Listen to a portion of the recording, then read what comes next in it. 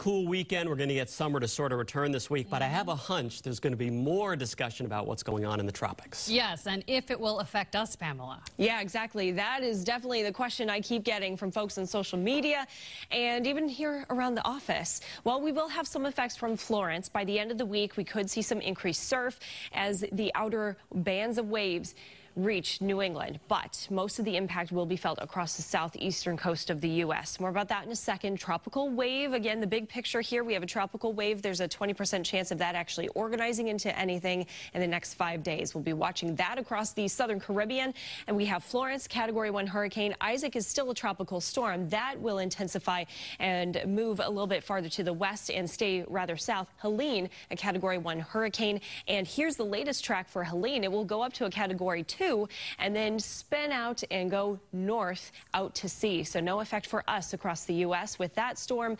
And there's the track for Isaac. As this strengthens as a Category 2, the Lesser Antilles could see first the impacts as a tropical storm as we get towards the end of the week. Hurricane Florence, this is the one we're all focused on right now because this will affect us across the southeastern U.S. at least. Max winds 85 miles an hour, moving west at 7, and it will increase its forward speed and intensity as we get towards the end of the week.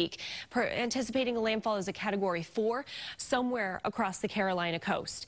Thursday into Friday. Forecast models are still all over the place. Once we get out further in time, past Friday, past Saturday, there's some indication that this cluster right here means that the storm may spin and just linger over a day or two. That would be bad with the rainfall potential. Already looks like maybe 10 to 20 inches of rain, isolated spots of 30. That's still very uncertain exactly who's going to see the main impact from the rainfall. Storm surge, also another element with this. If that storm does linger offshore, if it goes farther inland, it will still bring that heavy rain across the perhaps mid-Atlantic states, and then some indication that it does take a little bit of a turn to the north and east, but that is very, very outlying at this time. Wave height potential will be increased once we get towards the end of the week, 5 to 10 feet offshore, as again the outer bands of the waves move our way. But wave height right now, because of the persistent onshore wind, about 4 feet offshore, and this coming on right across the coastline. Coastal flood advisory right now through 2 a.m. either side of high tide. We could have minor splash over thanks to that onshore breeze and the astronomical high tide due to the new moon. Wind speed now between 5 and 15 miles an hour from the north and east, and our temperatures are quite cool. A chilly 56 in Manchester, 52 Worcester, 60 degrees in Boston. We're one of the warmer spots at this time. Overnight lows dip into the low 50s, some 40s once you get farther to the north, but way to the north across northern New England and the Crown of Maine. You might see low temperatures right around the freezing mark. And that's why frost advisories, freeze warnings are up for Monday morning. Yikes, 'tis the season to see that transition.